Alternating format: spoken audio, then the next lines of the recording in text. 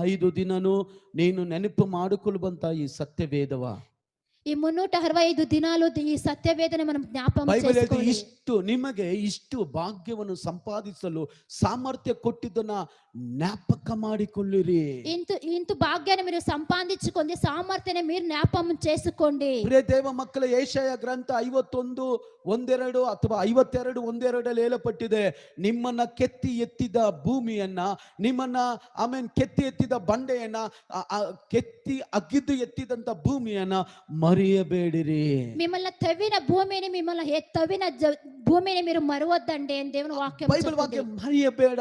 దేవుని వాక్యం చెప్తుంది మరవద్దండి. 103ನೇ ಕೀರ್ತನೆ 1ರಿಂದ ಕೊನೆಯ ವಾಕ್ಯವನ್ನು ಬರೆದಿಕೊಳ್ಳ್ರಿ. ಅಲ್ಲಿ ವಾಕ್ಯ ಹೇಳ್ತದೆ, ನನ್ನ ಮನವೇ ನೀನು ಯೆಹೋವನನ್ನು ಕೊಂಡಾಡು, ನನ್ನ ಸರ್ವೇಂದ್ರಗಳೇ ಆತನ ಪವಿತ್ರ ನಾಮವನ್ನು ಕೀರ್ತಿಸಲಿ. ನನ್ನ ಮನವೇ ಯೆಹೋವನನ್ನು ಕೊಂಡಾಡು.